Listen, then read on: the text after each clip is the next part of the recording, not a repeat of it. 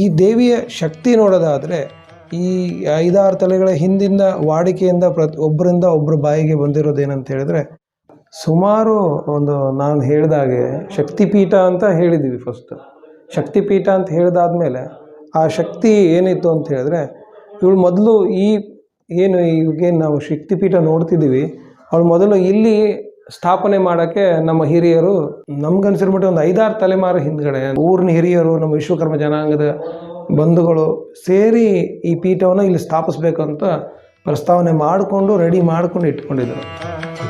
ಅವರಂತ ವ್ಯವಸ್ಥೆ ಮಾಡಿ ಇಲ್ಲಿ ತಂದು ಕೂರಿಸಿದ್ರು. ಅದಾದಮೇಲೆ ಏನಾಯಿತು, ಒಂದು ದಿನ ಕೂರಿಸಿದ್ರು, ಮರುದಿವಸ ಮತ್ತೆ ಅಲ್ಲೇ ಹೋಗೋಳು. 2, 3, 4, 5 ಈ ಥರ ಸುಮಾರು ಬಾರಿ ಇಲ್ಲಿ ಕೂರಿಸೋರು ಅಲ್ಲಿ ಹೋಗೋಳು, ಇಲ್ಲಿ ಕೂರಿಸೋರು ತಾನೇ ಅಲ್ಲಿ ಹೋಗೋಳು.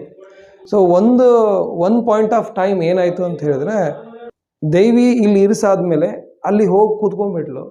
ಕೂತ್ಕೊಂಡಾದ್ಮೇಲೆ ಪೂರ್ತಿ ಅವಳು ಅರ್ಧಕ್ಕಿಂತ ಹೆಚ್ಚಿನ ಭಾಗ ಭೂಮಿಯಲ್ಲಿ ಇಳಿದು ಹೋದ್ಲು. ಸೊ ಯಾರು ಮತ್ತೆ ನನಗೆ ಇಲ್ಲಿಂದ ತೆಗೆದು ಅಲ್ಲಿ ಕೂರಿಸ್ಬೇಡಿ ಅಂತ. ಇದು ಫೈನಲ್ ಆಗಿ ಏನಾಯಿತು, ಅವಳಿಗೆ ಅದೇ ಜಾಗನೇ ಶ್ರೇಷ್ಠವಾಯಿತು.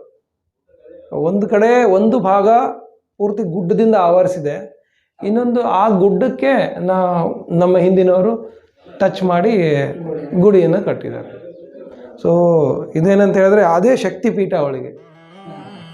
ತಾನು ನೆಲೆಸಿರೋ ಜಾಗನೇ ಅದೇ ಶ್ರೇಷ್ಠ ಅಂತ ಜಾಗ ಅಂತ ಹೇಳಿ, ನೆಕ್ಸ್ಟ್ ಯಾರಿಗೂ ನನ್ನನ್ನು ಅಲುಗಾಡ್ಸಕ್ಕೆ ಬರಬಾರ್ದು ಅಂತ ಅಷ್ಟು ಪೀಠ ಒಳಗಡೆ ಹೋಗಿದ್ದಾರೆ.